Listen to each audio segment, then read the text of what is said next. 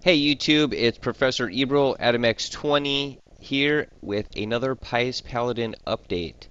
In this update, which is going live later today, I have added the card tools.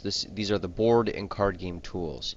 And this is big. I think this is going to be a really big feature in Pious Paladin, something that's really going to change the face of virtual game tables. So I have a little setup here. I'm running on just a local server right here, and I have 4 clients. One of them still in the lobby. In the lobby here, you'll see I've done a little bit more to the lobby map, um, which I'll debut on my development server. But yeah. So the reason he's there is because I want to show you some stuff about how this board and card game feature works.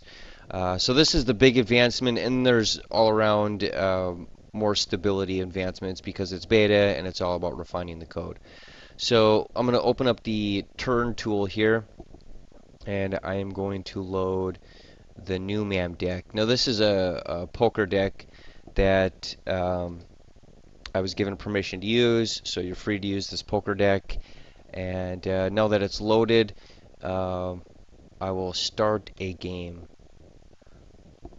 Okay, fair enough.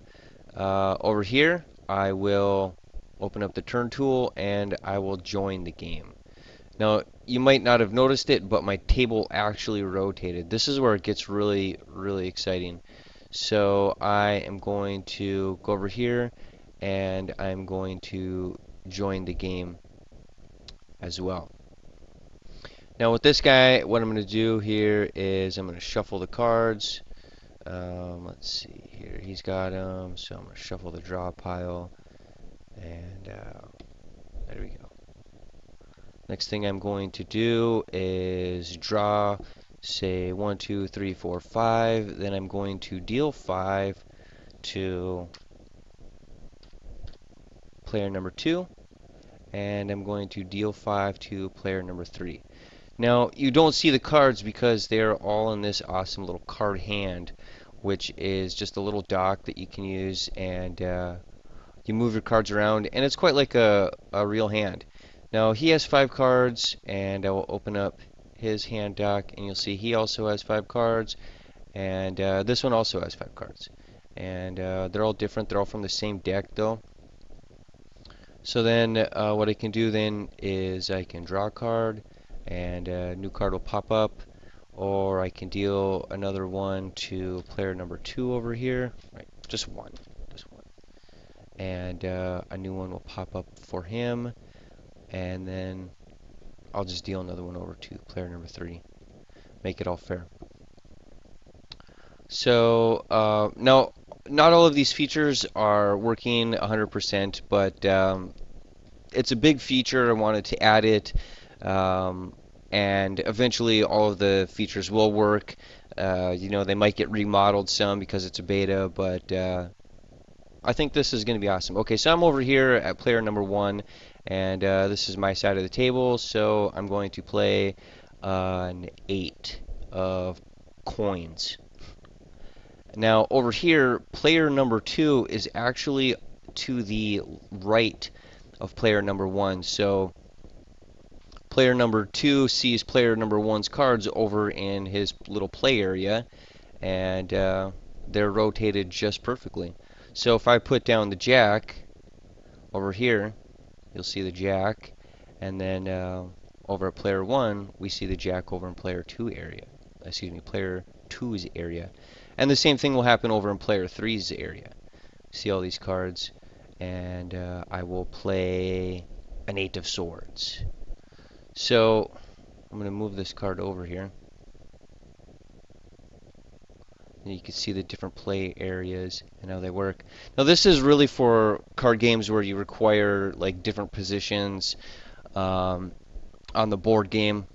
Like say I wanted to rotate this card now. I want to rotate it 90 degrees clockwise. Now it's rotated 90 degrees clockwise for me, but over here it's, well, it looks like it's the same as the jack because it is. And then over here, and that just gives me like a really good visual of what's going on over on player three's end of the table. And all these will rotate just like that. So I rotate this one 180 degrees, and then over on all of these other ones, you'll see that the eight of is that? Oh, it's eight of diamonds. Eight of diamonds is rotated 180 degrees. Now, if I'm over here and I'm just a viewer, like I just suddenly come into the game, I'm gonna sit over at table one. So that's just the way it is. And then if I join, I'll sit over at table four. So I will make player four a player, and then I will have player four join the game, and he will join over at table four. Table, excuse me, chair four. So chairs rotate around the table right.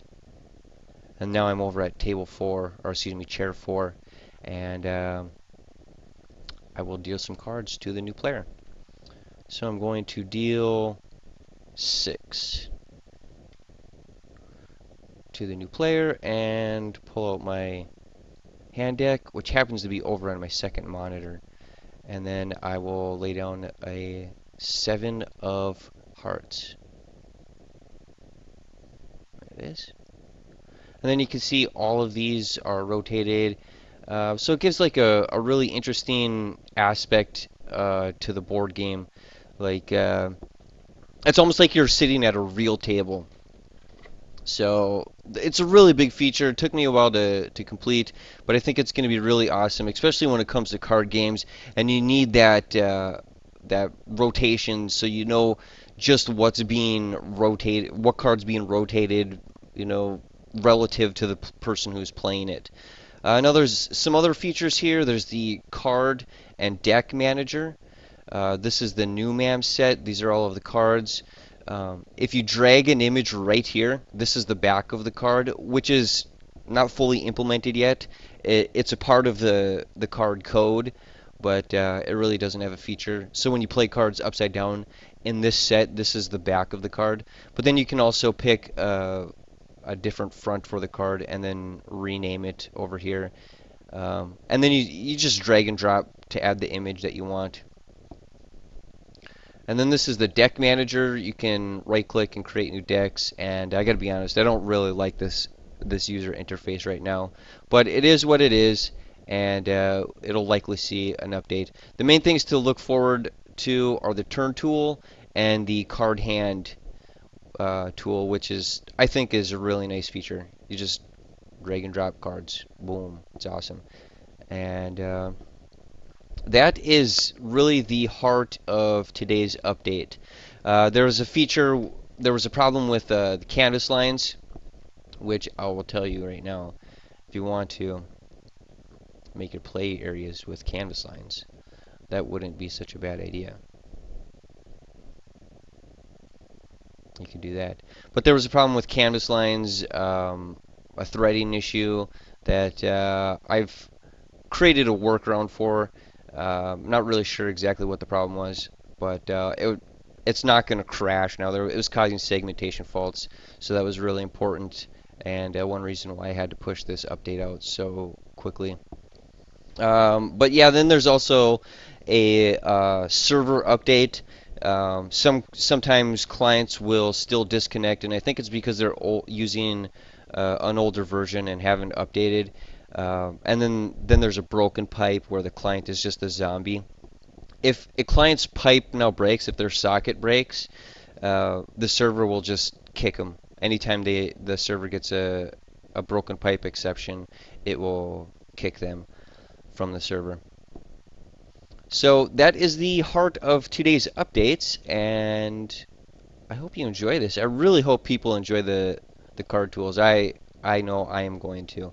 I have permission to use those pesky humans and put together a board game material for those pesky humans.